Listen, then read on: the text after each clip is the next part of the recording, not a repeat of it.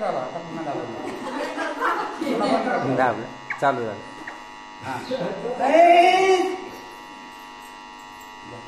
दमाने वाजव करुण्या ख्याती यश देवलंकापती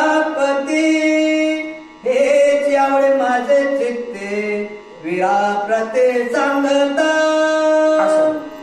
आतापर्यंत झालेलं कथानुसंधान आपण ऐकलेलं आहे. श्री गणेशाला वंदन करून पाठीमागचं जे कथानुसंधान आहे त्या कथानुसंधानाला अनुसरूनच पुढच्या कथाभागाला आपण सुरुवात करूया. राजा रावणाची सभा बसलेली आहे, कारण प्रभू रामचंद्राची सेना प्रचंड आहे. रामाच्या सेनेपुढे आपलं काही चालत नाही. मग राजा रावणाच्या समोर जे प्रधान आहेत ते प्रधान असणारे बोलायला लागलेले आहेत की आम्ही असं करू, आम्ही तसं करू. प्रत्येक जण आपला बळीजावपणा सांगतो. तशाच राजा रावणाचा एक मुलगा आहे, तो मुलगाही असं उठून उभा राहतो आणि तो म्हणतो की आतापर्यंत राजा रावणा तुझ्या समोर सगळेजण मी असा करतो, मी तसा करतो हे म्हणतात, परंतु आतापर्यंत यांनी काय केलेलं आहे, काय करून दाखवलेलं आहे, पाठीमागच हे मोठमोठ्या गोष्टी करतात. अशा प्रकारचा संवाद या ठिकाणी चालू आहे. धूम्राक्षाची उत्तरे निर्मितसे महोदरे श्रीरामे नित्य रक्षले वानरे सपरिवारे सुग्रीवे. धूम्राक्ष असताना त्या ठिकाणी बोलू लागलेला आहे. अहो, जो राजा आहे हा राजा आपल्या सेनेचं रक्षण करत असतो, आपल्या प्रजेचं रक्षण करत असतो. भगवान प्रभू रामचंद्र वनवासी आहे, प्रजेचं तर ते रक्षण करतात.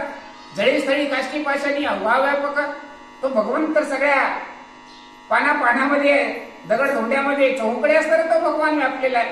परंतु त्या रामापाशी आहे काय, तर रामापाशी वानर आहे आणि त्या वानरांचं संगोपन एवढ्या प्रेमानं एवढ्या आवडीनं प्रभू रामचंद्र करतात. त्याच्यामुळे आपला जीव देण्यासाठी वानर माग पुढे पाहत नाही. एवढी ताकद वानरांची रामाकडे आहे.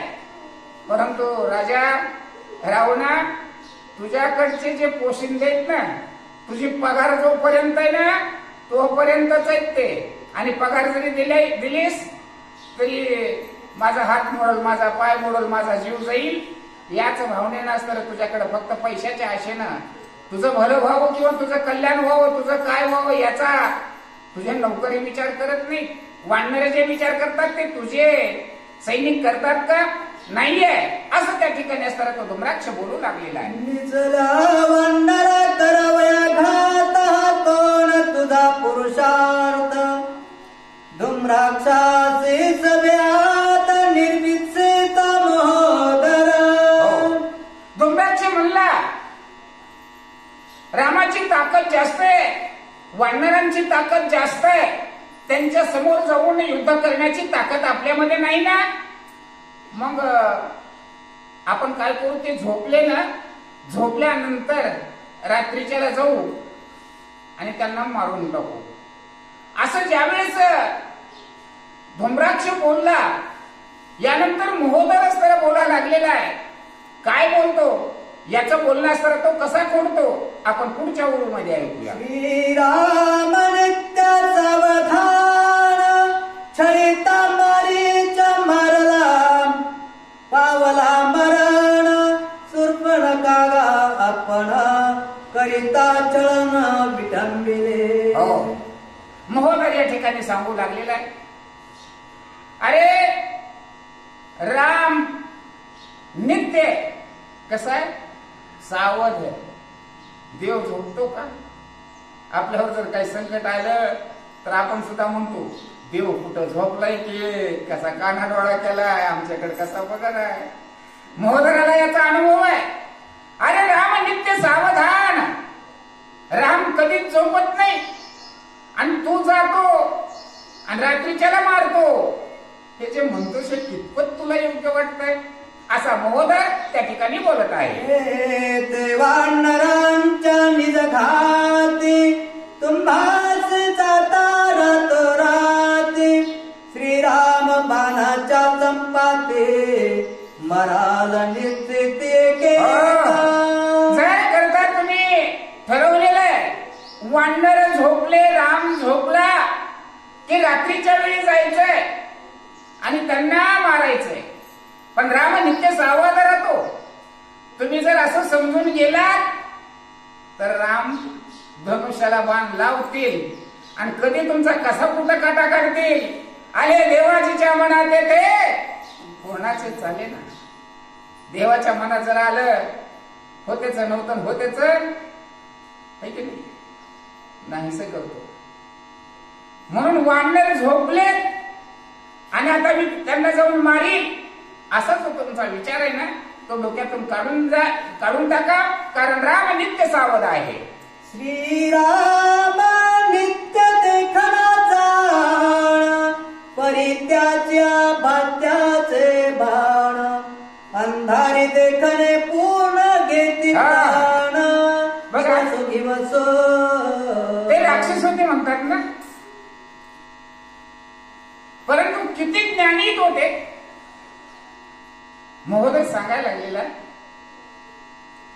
राम नित्य देखण आहे. अंधारामध्ये सुद्धा तो पाहतो.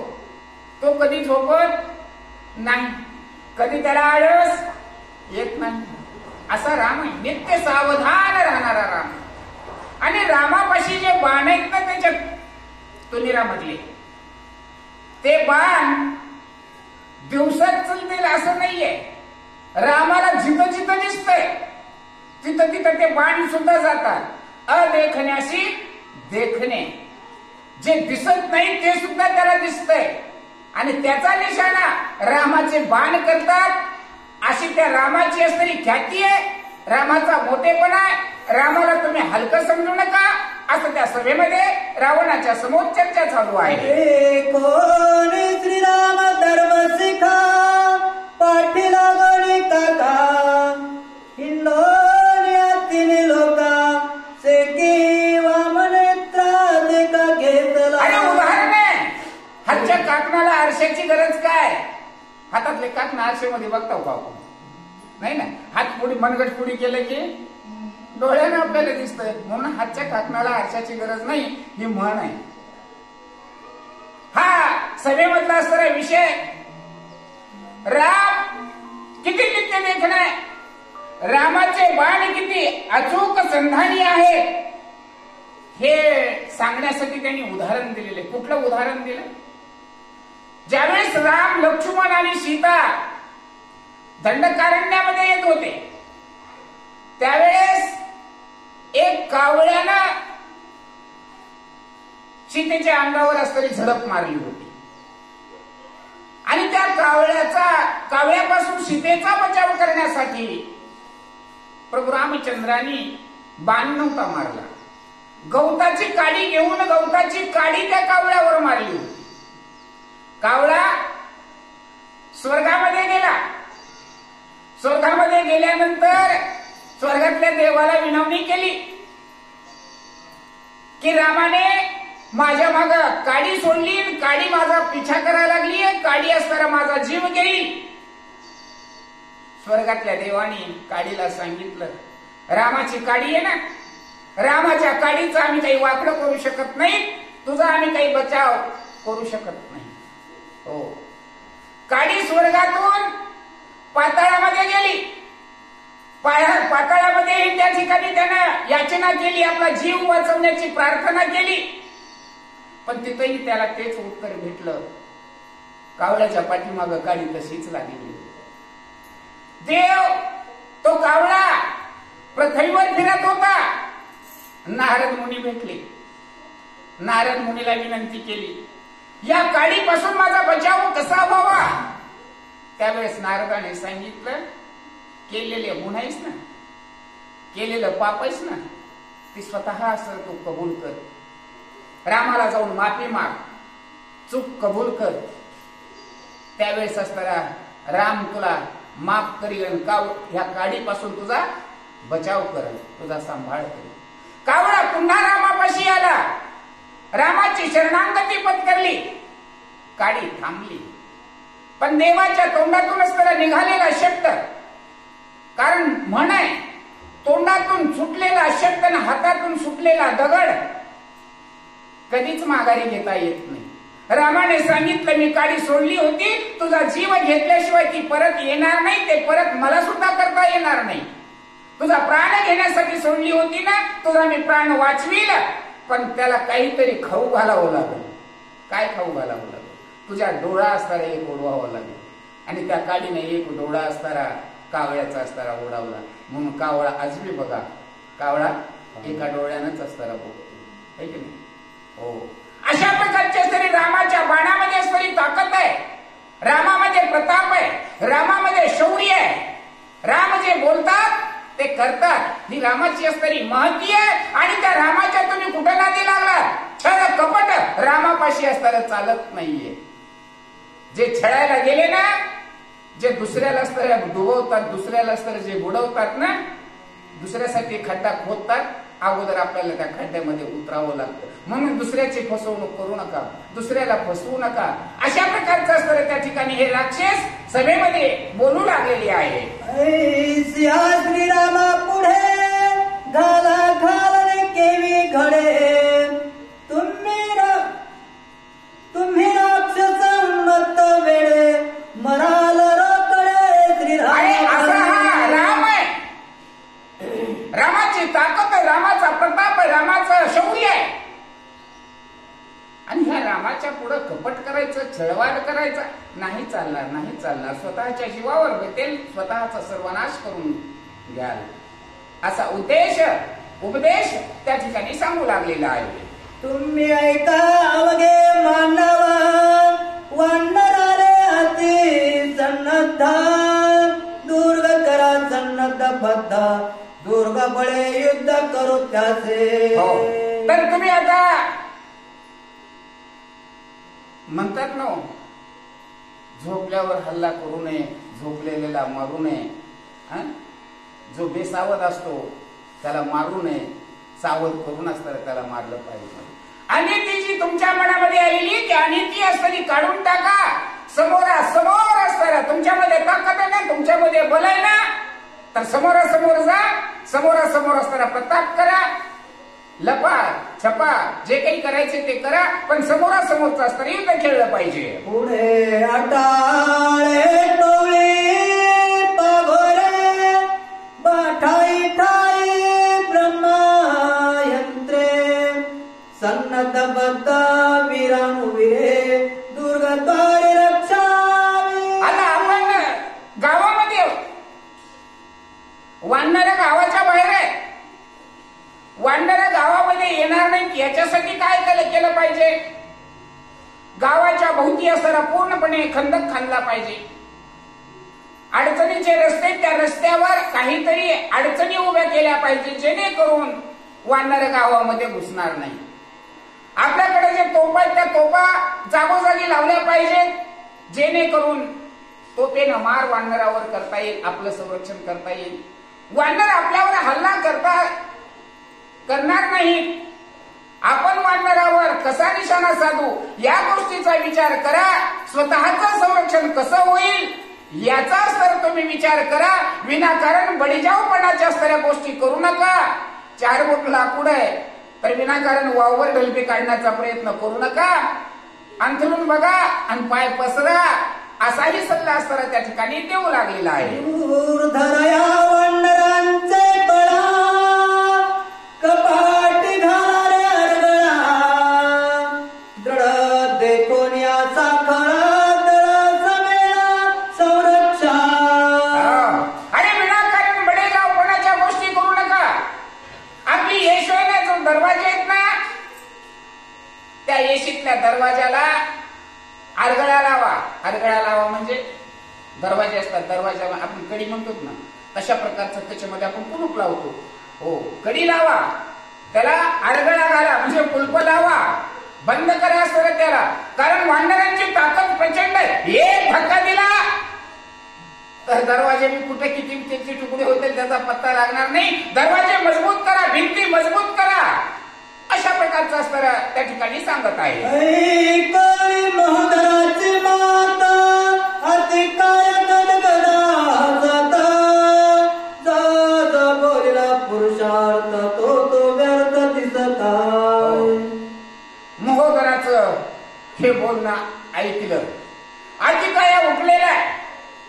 अतिकायाने आपली गदा आपल्या हातामध्ये घेतलेली आहे आणि गदा हातात धरून अतिकाया सांगू लागलेला आहे, अरे महोदया, तू जे बोललास त्याच्यावर माझी प्रतिक्रिया काय आहे ते अतिकाया असताना सांगू लागलेला आहे. वानरांच्या उठाना पुढे लंका दुर्गते बापुढे परगळाचा कवाळे कोणीकडे आवरती.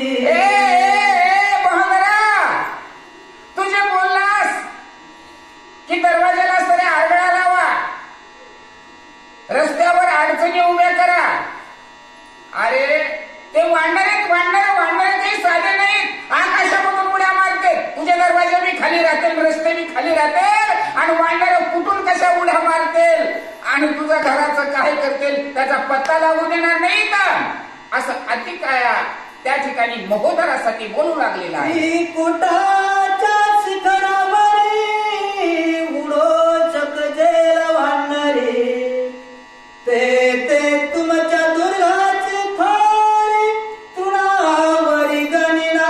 अरे विचार करा महोदरा, तू म्हणतोस आपली यश आणि येशीला दरवाजाला अडगळा लावा, रस्त्यावर अडचणी आहे की नाही, म्हणजे गतिरोधक असतं बनवा. अहो, रस्त्यावरचे गतिरोधक रस्त्यावर राहतील आहे की नाही, येशीचा दरवाजा येशीलाच राहील. पण वाढणार आकाश म्हणते, आकाशातूनच बरे उड्या मारतील, इतकी उंच उडी मारतील, इतकी उंच उडी मारतील. हे महोदरा, तुझ्या घरामध्ये, तुझ्या लंकेमध्ये एवढ्या मजल्याचे घर सुद्धा नसतील, त्याच्यात कितीतरी पट असतील, ते उंच उडी वाढणारा घेतात. आणि तुझा हा विचार असताना कुठला तू काय मांडा लागलास, आधी काय असताना सांगू लागलेला आहे. सहित सांगता बिभीषण त्यासी केले नगर निर्यापण मजई बोलता धर्म पूर्ण अवघे जन. विचार करा, एक सच्चा भक्त असताना, एक सच्चा सेवक या लंकेचं कल्याण व्हावं, या लंकेचं चांगलं व्हावं असा सदविचारी असताना बिभीषण या तुमच्या राज्यामध्ये होता. महोदया, अरे त्या बिभीषणाला लाथा मारल्या आणि बिभीषणाला हाकलून दिलं, म्हणजे खरं बोललेलं तुमच्या नगरामध्ये जमत नाही. तुमच्यासारख्या सारे बडजावपणाच्या गोष्टी करणाऱ्या पाहिजेत, आहे की नाही. ईदभर लाकडाची हातभर ढलपी असतात मी काढतो म्हणणारे पाहिजेत. त्यांना असणारी इथं जागा, बिभीषणासारख्यांना जागा या लंकेमध्ये नाही. कोण अतिकाय त्या ठिकाणी आणि बोलू लागलेला आहे.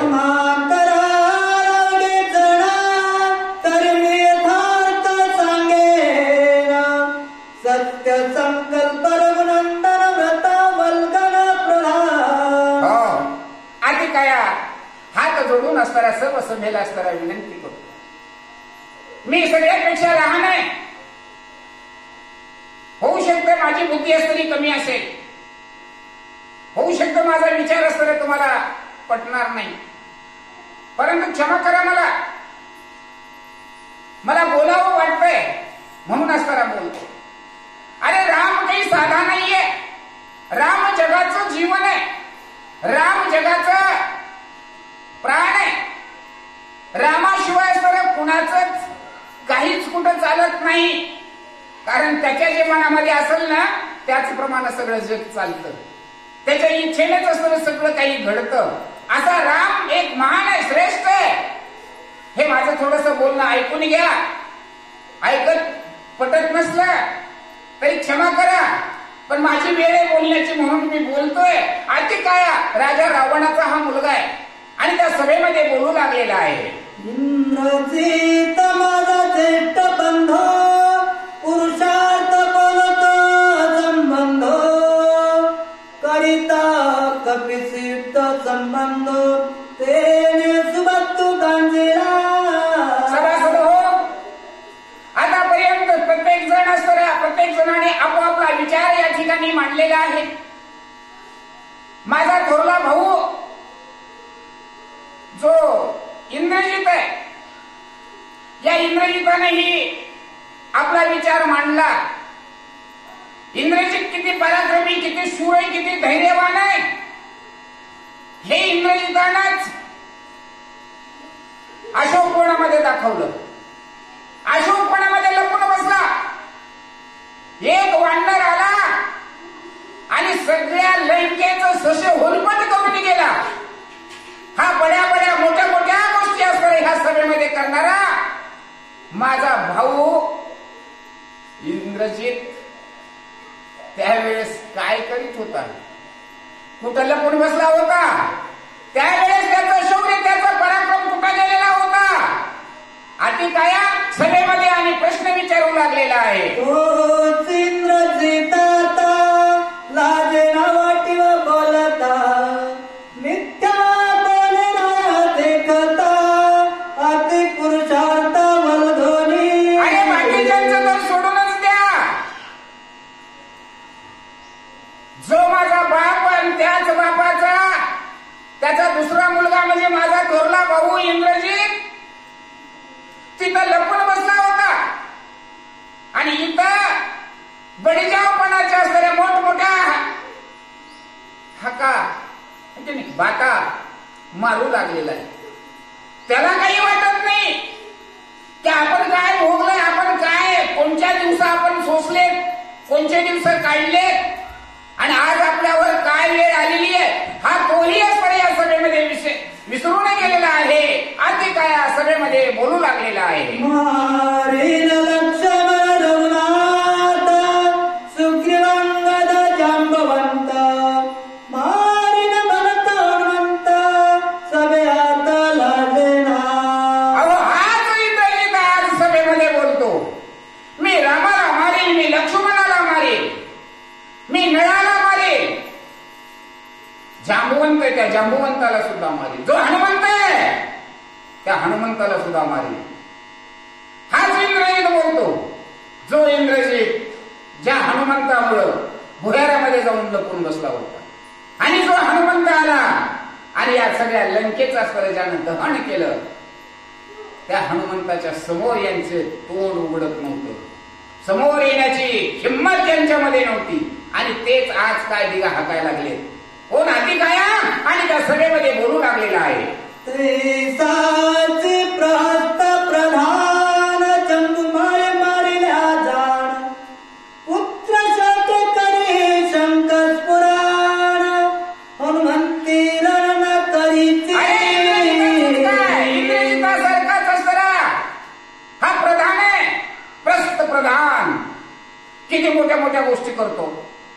मी रामाला असं मारेल, मी लक्ष्मणाला असं मारेल, मी वानरांना असं मारेल. है की नाही? ज्या वेळेस याचा मुलगा मारला त्यावेळेस हा का गेला नव्हता आपल्या मुलाचा बदला घेण्यासाठी अशोकवनाच्या ठिकाणीची आणि हनुमंताला त्याच वेळेस का मारला नाही? त्यावेळेस जमिनीवर लोळत होता, माती तोंडात घालीत होता. है की नाही? आणि घरामध्ये लपून बसला होता आणि आता हनुमंत गेला आणि सभेमध्ये आता मोठमोठ्या गोष्टी हाकायला लागलेल्या आहे. आधी काया प्रस्थप्रधानासाठी बोलू लागलेला आहे. बोला. हनुमंते रण करवे तो प्रत मुसळे धावे, सुग्रीवादी कप्यागे मारिन लागवे. आज या सभेमध्ये हाच प्रस्थप्रधान आपल्या हातामध्ये मुसळ घेऊन मी रामाला मारतो, मी हनुमंताला मारतो, मोठमोठ्या डेंगा हाकायला लागलेला. याचा मुलगा मारला त्यावेळेस याचं मुसळ असताना कुठं अडकून पडलेलं होतं. याचं मुसळ असताना तेव्हा त्याला कसं दिसलं नाही. पण आधी काय सभेमध्ये निर्वत्सू लागलेला आहे. धुम्राक्ष महाबळवंता निजल्या भांडर समर्थ, यांचा बन करीन घात, थोर पुरुषार्थ हा त्याचा. बघा बघा हा धुम्राक्ष पराक्रमी आहे, योद्धा आहे, महाशूर आहे. तो म्हणतो राम लक्ष्मण झोपले, वानर झोपले की रात्रीच्याला जाऊन त्यांचे असणारे मुडदे पाडू, त्यांना असताना मारून टाकू. काय किती पराक्रमी असणारा हा धुम्राक्ष. आधी काय धुम्राक्षासाठी बोलत आहे. ऐसे मिथ्यावादी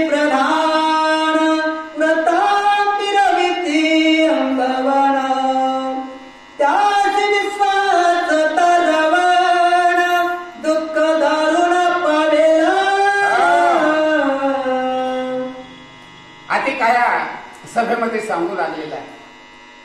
अशा प्रकारचे मोठमोठे योद्धे, महान वीर या राजा रावणाच्या सभेमध्ये आहे. आपापल्या रात्रीचे स्वप्न रंगवतात आणि यांनी रंगवलेल्या स्वप्नामध्ये राजा रावण असताना भुलून जातो. यांची ताकद काय, यांचं बल काय, यांच्याकडे दुर्लक्ष करतो आणि राजा रावण समजतो की माझ्या मागे बडी मोठी ताकद आहे. त्या ताकदीच्या जीवावर असताना मी काहीही करीन. पण त्या ताकदीला राजा रावण असताना ओळखू शकलेला नाही. त्याची ताकद फक्त रोजच्या रोज बडे बडे शब्द, बड्या बड्या गोष्टी असताना हाकण्यामध्येच राजा रावणाचे कान व्याप्त झालेले आहेत. दिसून सुद्धा राजा रावण आंधळा होतोय.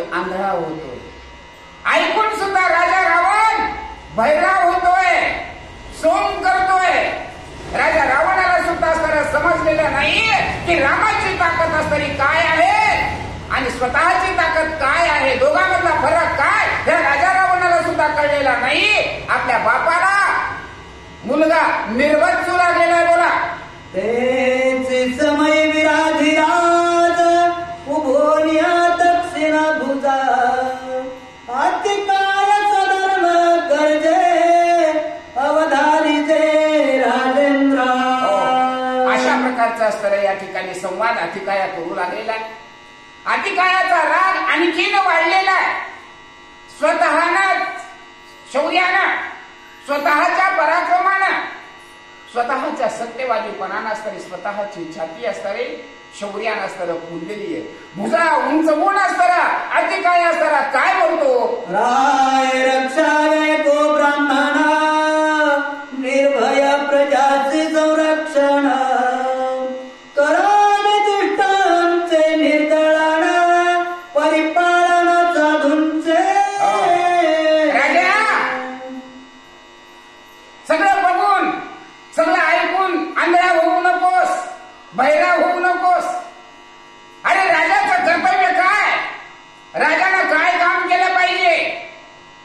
स्वतःचे असणारे अधिकार, स्वतःचे कर्तव्य तरी असणारे राजानं अगोदर जाणले पाहिजेत, ओळखले पाहिजे. राजानं गो ब्राह्मणांचं रक्षण केलं पाहिजे, गाईचं संरक्षण केलं पाहिजे, जनतेला सांभाळलं पाहिजे, जनतेच्या दुःखातून त्यांना मुक्त केलं पाहिजे. साधू संतांचा आदर सत्कार करायला पाहिजे. हा राजाचा असणारा स्वभाव असला पाहिजे. राजा रावणा, तुझ्यामध्ये हे गुण आहेत का. अतिकाय आणि त्या ठिकाणी विचारू लागलेला आहे. राय रक्षावे गो ब्राह्मण निर्भय प्रजाचे संरक्षण करावे दुष्टांचे निर्दळण परिपालन साधून. हे राजाचं कर्तव्य आहे गायी ब्राह्मणांचं रक्षण केलं पाहिजे. जी प्रजा आहे या प्रजेचा सांभाळ केला पाहिजे आणि प्रजेचा सांभाळ करताना सुद्धा प्रजेच्या मनामध्ये निर्भयता पाहिजे. आपल्यावर काही गुन्हा झाला तर राजासमोर सांगावा की नाही. झालेला गुन्हा सुद्धा राजासमोर निर्भयपणानं असलं त्या प्रजेला सांगण्याचं स्वतंत्र असलं पाहिजे. आणि प्रजा निर्भयपणानं असलं स्वतंत्र संचार, स्वतंत्र मुक्त प्रमाणात असलं जीवन जगण्यासाठी राजानं जनतेला उत्साहित केलेलं असायला पाहिजे. स्वधर्म नीती ज्या रायांच्या वर्तती स्थिती ते राजे सदा सुखी असती धरा भोगीती निर्भय. अरे तोच राजा असताना धन्य आहे, तोच राजा असताना महान आहे. कारण म्हणे बघा, एक राजा बोले जै दल हाले, जैसा राजा वैसी प्रजा. राजाचा जसा स्वभाव असेल त्याप्रमाणे असते त्याची प्रजा असताना वागत असते. म्हणून राजाचाच आचार विचार आणि व्यवहार हा प्रमाणित पाहिजे, सत्यवादी असला पाहिजे. तर प्रजा सुद्धा असताना प्रामाणिक सत्यवादी असू शकते. तर असताना त्या ठिकाणी राज्य करण्यामध्ये त्या राजाला यश, कीर्ती आणि वैभव असताना प्राप्त होत असतं. दुष्टपणानं राजाला काहीच प्राप्त होत नाही. दुसऱ्याच्या खांद्यावर बंदूक ठेवून निशाणा साधण्यामध्ये शौर्य नाही. स्वतःच्या हिमतीने स्वतःच्या ताकदीनं कुठलंही कार्य पूर्णत्वाला नेणं, त्याच्यामध्ये शौर्य आहे, त्याच्यामध्ये असणारी महानता आहे, त्याच्यामध्ये असणारं श्रेष्ठत्व आहे. आधी काय राजा रावणाच्या सभेमध्ये बोलतो आहे, सांगता बिभीषण लत्ता धाते नगर निर्यापना मदय बोलता स्वधर्म पूर्ण दुष्ट दुर्जन म्हणा. अरे विचार कर असताना तुझा विचार काय आहे, तुझा व्यवहार काय आहे. तू सगळ्या दुष्टांच्या चांडाळ चौकडीमध्ये फसलेला राजा रावण आहेस. राजा रावण आहे एक सत्यवादी, सत्य विचार, सुविचार सांगणारा, प्रामाणिकपणानं वागणारा तुझाच भाऊ असणारा विभीषण होता. तुला चांगल्या हिताच्या गोष्टी तुला सांगत होता, परंतु त्या तुला कशा वाटल्या, कडू लागल्या, त्या तुला पटल्या नाही. म्हणून त्याच विभीषणाला तू लाथा मारल्यास आणि स्वतःच्या राज्यातून त्याला हकारून दिलास आणि या चांडाळ चौकडीच्या घेऱ्यामध्ये राजा रावणा तू अडकलेला आहेस. याच्यावरून असणारा तुझा स्वभाव कसा, तुझा तू विचार कर आणि आपुली आपण करावी सोडवण. तुझी सुटका कशी होणार आहे, तुला याचे परिणाम काय भोगावे लागणार आहे, याचा विचार तूच कर. आती काय आपल्या बापाला राजा रावणाला बोलतोय. बोला. सुबुद्धी बिभीषण पवित्र दवडीला तुम्ही करोनी शत्रू तो पिता निज पुत्र धर्म विचार अवधारी. रावणा, अरे जो सद्विवेकी होता, सद्विचारी होता, प्रामाणिक होता, असा जो तुझा भाऊ विभीषण, या विभीषणाला तू सांभाळू शकला नाहीस, त्याचं संरक्षण तू करू शकला नाहीस. त्याला लाथा मारल्यास आणि घराच्या बाहेर काढलंस. आणि तुझ्या बरोबर असणारी प्रधान मंडळी असणारी ते कसे बोलतात, तुला जे आवडतंय, तुला जे पटतंय, तुला जे चांगलं वाटतंय ते बोलतात. ते तुझ्यापाशी असणारे फिरलेले आहे. मी सुद्धा असणारा तुझाच मुलगा आहे आणि मी सुद्धा विभीषणाच्या विचाराचा समर्थक आहे. मग मला काय करणार, मला सुद्धा लाथा मारून बाहेर काढणार का कोण. आधी काय असणारा राजा रावणाला प्रश्न करू लागलेला आहे. जिकडे नित्य पापाच्या चरण अकृत्य अपेक्ष कल्याण अतिनिंदते पावे पराण सत्य जान लंकेचा. सत्य हे सत्यच असत. सत्याला कष्ट सहन करावे लागतात, पण सत्य हे सत्यच असत. ते कधीच असतं लपत नाही. त्याला सुख दुर्मिळपणानं असताना मिळतं, पण सुख त्याला जरूर असताना मिळतं, कारण ते सत्य असतं. पण जे कपट आहे, छळ आहे, त्याला वेळ नाही. टाइम जर आला लगेच त्याचा काटा सुद्धा असताना निघत असतो. म्हणून तुझ्या कर्तव्याचा, तुझ्या जबाबदारीचा स्वतः तूच असताना विचार कर. आती काय राजा रावणाला बोलत आहे. जे ते नित्य धर्माचरण यश कीर्ती अकृत कल्याण रक्की विजयी होया हे राजा, एक राजधर्म आहे आणि एक न्यायनीती आहे. इतिहासानं सुद्धा असताना याला डावललेलं नाही. सत्यमेव जयते. जिकडं सत्य आहे, जिकडं असणारा जय आहे, जिकडं सत्य आहे तिकडं जय आहे. ज्या ठिकाणी अनाचार आहे, ज्या ठिकाणी दुराचार आहे, ज्या ठिकाणी भ्रष्टाचार आहे, त्या ठिकाणी पराभव असणारा हा निश्चितच आहे. कोण मुलगा बापाला उपदेश करू लागलेला आहे. श्रीराम धर्मात्माते शुद्धो त्वा न करिता अपराधो त्वा का चोरित्या जीवदो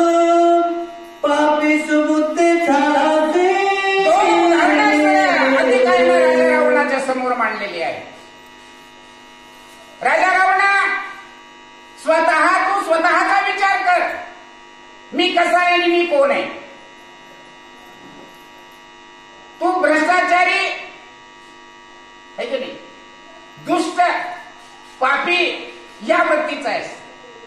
परंतु राम सदाचारी, सर्वव्यापी आणि सर्व हिताय, बहुजन सुखाय है की नाही, या नीतीनं या न्यायानं चालणारे आहे. मग सत्य बाजू कुणाची आहे, तुझी आहे की रामाची आहे. मग जय कुणाला मिळेल. तुझा तूच असताना विचार कर. मी लहान आहे, मला बुद्धी कमी आहे, माझा विचार असताना तुला पटत नसेल, मला क्षमा असावी. पण बोलण्याचा अधिकार आहे म्हणून असताना मी बोलतोय. आधी काय राजा रावणाच्या समोर आणि बोलू लागलेला आहे.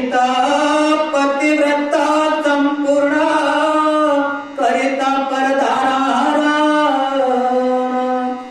सुखदेला पापी तू पूर्ण कुळ निर्दळ अति पापे. राजा, काय त्या रामानं तुझा बांध कोरला होता. काय तुझी देणदारी असताना रामानं मुडविलेली होती. काय दुश्मनी त्या रामाबरोबर होती. तूच असतरी त्या रामाची बायको असतरी चोरलीस. तूच गुन्हा केलास. काय दुश्मनी होती त्या सीतेसकट तुझी. काय तुझी त्यांची काही मैत्री होती का. रामासमोर असतरी तुझी काही मैत्री होती का. मग विना कारण असताना तू हा पंगा का घेतलास. हो ना, आधी काय राजा रावणाला विचारत आहे. सीता अनिता लंके आता तय होणी उठले अत्य उत्पात अकयाति विरत समस्त केला अतिघात. अनाचारानं, दुराचारानं, पापी वृत्तीनं सीतेचं तू अपहरण केलास आणि पंचवटीतून सीता तू लंकेमध्ये आणलीस. तेव्हापासून असणाऱ्या या लंकेमध्ये असणारी उदासीनता, भयानकता, ध्यासुरता निर्माण झालेली. त्याचे दुष्परिणाम या लंकेला असणारे सोसावे, भोगावे लागत आहे. किती राक्षस मिले, नवे नवे राक्षसांचं जाऊन दे. पण तुझाच जो अतिकाया होता, त्या अतिकाया काय काय नाव आखिया, या आखियाचा सुद्धा असणारा अंत तुझ्या डोळ्याला असताना तुला पाहावा लागला. कशामुळं. तू केलेलं पाप आणि त्या पापाची भेट म्हणून तुला अतिकायाला सुद्धा असताना गमवावं लागलं. अशा प्रकारचे असताना तू गुन्हे केलेले आहेस, अशा प्रकारचे तू पाप केलेले आहेस आणि या पापाची फेड झाल्याशिवाय असताना राहणार नाहीये. की नाही, जे पेरलंय ना तेच उगवत असतं आणि जो पेरलंस ना ते तुला पीक काढावंच लागणार आहे. कोण अतिकाया राजा रावणाच्या समोर बोलू लागलेला आहे. परदार पाप संकटी वानरास देवनिया पाठी इंद्रदेत पळे उठ उठी सैन्य पोटी. विचार कर. एका सीतेचं हरण केलंस, एक सीता असताना तू चोरून आणलीस, एक त्या सीतेला उडकण्यासाठी एक वानर या ठिकाणी आलं, ज्यानं इंद्राला सुद्धा जिंकलं. इंद्राच्या सुद्धा गळ्यामध्ये दोरफास लावला होता. तो मेघनाद होता. परंतु तोच मेघनाद त्याच वानराच्या साठी गुहेरामध्ये जाऊन लपून बसला होता. एवढं शौर्य, एवढा पराक्रम, सगळं काही असताना तुमचं लयाला जायला लागले. कारण परस्त्रीचं हरणाचं पाप राजा रावणाने तुझ्या हातून घडलेलं आहे. त्याचे दुष्परिणाम तुला भोगावे लागणार आहेत. हो ना, आधी काय असताना त्या ठिकाणी सांगू लागलेलं आहे. परदारादी हरण ते पापाती दारुण वानरे कंचन रावण लंका भुवन. विचार कर. सगळ्या पापामध्ये पाप, परदारा गमन, परदारा हरण, हे सगळं सगळ्या पापामध्ये असणारं मोठं पाप आहे. या पापाला असणारं प्रायश्चित्तच आहे. आणि प्रायश्चित्त भोगल्याशिवाय असणारं जे पाप संपत नाहीये.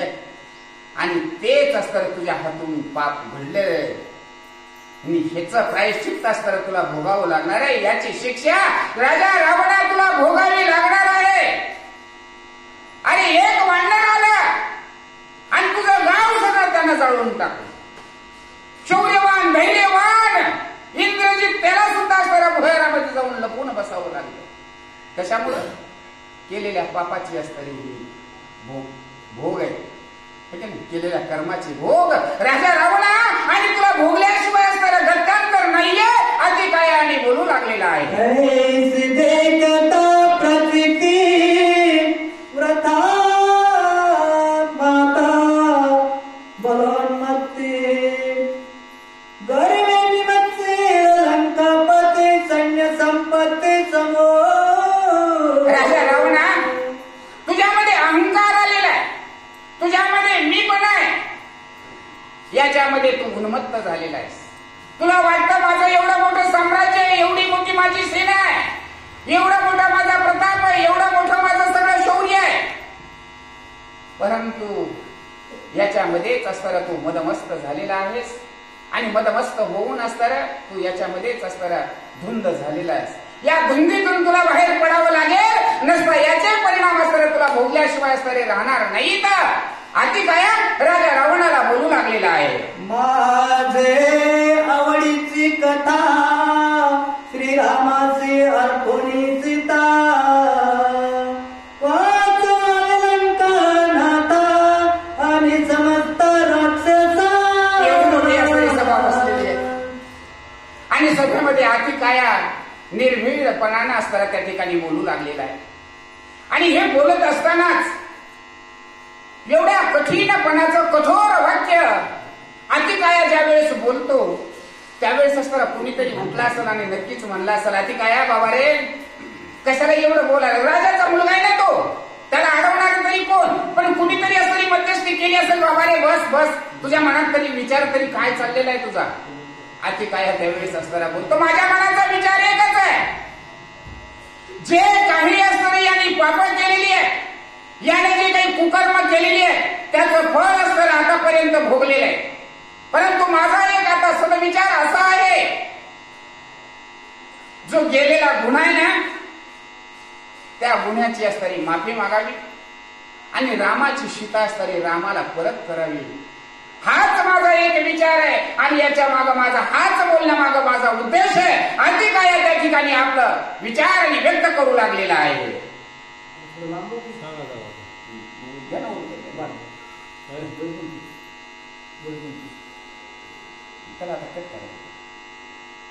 लाल कचरा. हा